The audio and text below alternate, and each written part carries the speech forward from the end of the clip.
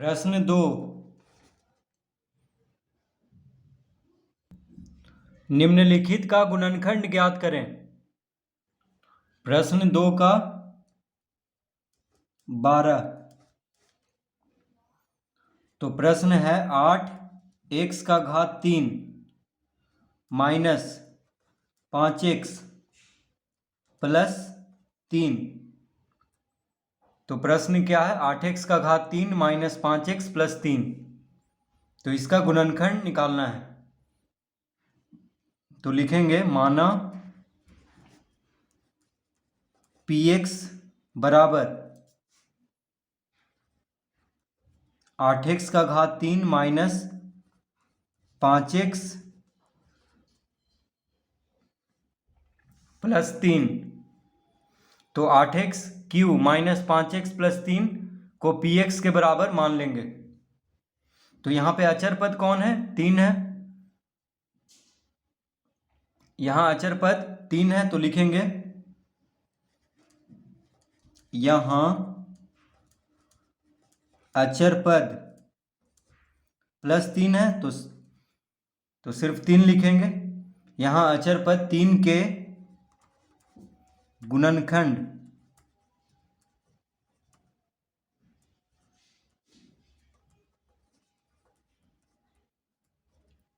तो 3 के गुणनखंड कौन कौन हो जाएगा? तो 3 क्या है? अभाज्य संख्या है। तो 3 का गुणनखंड होगा plus minus 1 comma plus minus 3। यानी 3 जो है 1 से विभाजित होता है और अपने आप से विभाजित होता है। तो इसका गुणनखंड हो जाएगा प्लस माइनस 1, यानी प्लस 1 से भी कटेगा 3 और माइनस 1 से भी कटेगा।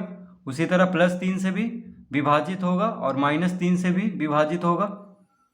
तो अचर पद 3 के गुणनखंड कौन कौन हो गया? प्लस माइनस 1 और प्लस माइनस 3। अब जो गुणनखंड आया है इसका अचर पद का यानी 3 का, उसको हम x के जगह पे इसमें रखेंगे। तो सबसे पहले 1 रखेंगे x के जगह पे। तो अगर 0 आ गया तो ठीक है, नहीं तो फिर माइनस 1 रखेंगे x के जगह पे। तो यहाँ पे देखिए x के जगह पे क्या रखेंगे? 1। तो p1 बराबर कितना हो जाएगा? 8 गुना x के जगह पे 1 रख रहे हैं तो 1³ माइनस 5 गुना 1 प्लस 3 कितना आ गया? 8 माइनस 5 प्लस 3। तो 8 3 11, 11 में से 5 गया तो 6, जो कि 0 के बराबर नहीं है। ठीक है, तो अब हम माइनस 1 रख के देखेंगे। तो माइनस 1 यानी x के जगह पे माइनस 1 रख के देखने पे कितना आता है? तो 8 गुना माइनस 1³ माइनस 5 गुना माइनस 1 प्लस 3। तो माइनस 1³ क्या हो जाएगा? माइनस 1। तो 8 गुना माइनस 1 यानी माइनस 8 और माइनस 5 गुना माइनस 1 हो जाएगा प्लस 5 और प्लस 3 यानी माइनस 8 और प्लस 8 क्या आ जाएगा? 0। तो x के जगह पे माइनस 1 रखने पे 0 आ रहा है। तो हम लिख लेंगे यहाँ पे अतः p माइनस 1 बराबर, तो px है तो x के जगह पे क्या रख रहे हैं? माइनस 1। देखिए x के जगह पे क्या रख रहे हैं? माइनस 1। तो हो जाएगा 8 गुना, अब x के जगह पे माइनस 1 रखेंगे, माइनस 1³ x का घात 3 है तो x के जगह पे क्या रखेंगे? माइनस 1। तो 8 गुना माइनस 1³ माइनस 5 गुना माइनस 1 प्लस 3।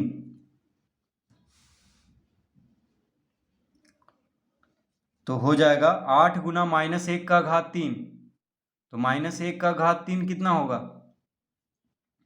तो माइनस 1 गुना माइनस 1 गुना माइनस 1 यानी माइनस माइनस प्लस और प्लस माइनस माइनस यानी 8 गुना माइनस 1 हो जाएगा माइनस 8 हो जाएगा यहाँ पे, क्योंकि माइनस 1³ माइनस 1 आएगा और माइनस 1 गुना 8 क्या आ जाएगा? माइनस 8।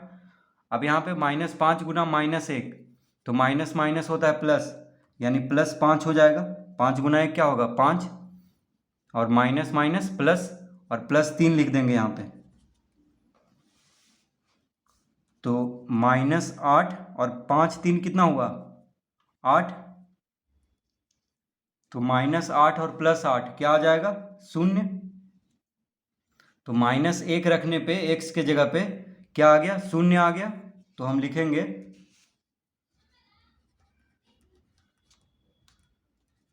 अतः x +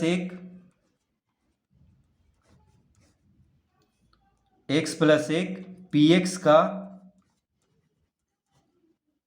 एक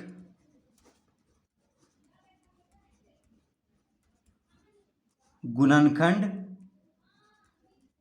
है। तो x + 1 कहाँ से आया है?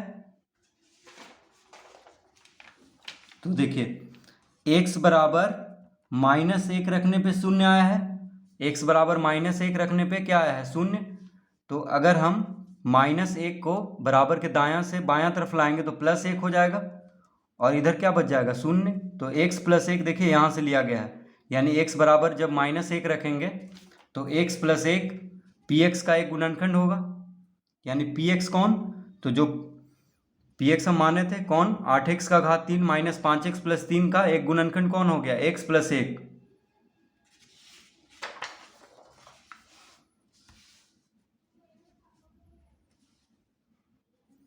तो लिखेंगे अब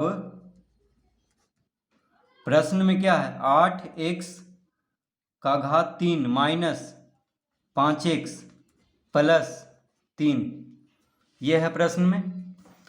तो 8x का घात 3 - 5x + 3 को हम क्या माने थे? px के बराबर। तो 8x का घात 3 - 5x + 3 का एक गुणनखंड मिल चुका है, कौन है? x + 1। तो अब x + 1 इसका एक गुणनखंड है, तो x + 1 का ही मदद से अब इसका और गुणनखंड हम ज्ञात करेंगे। तो यहाँ पे लिखेंगे बराबर और इसके नीचे यहाँ पे लिख लेंगे बराबर। तो x + 1 इसका एक गुणनखंड आया है, तो क्या करेंगे हम? यहाँ पे लिख लेंगे x + 1।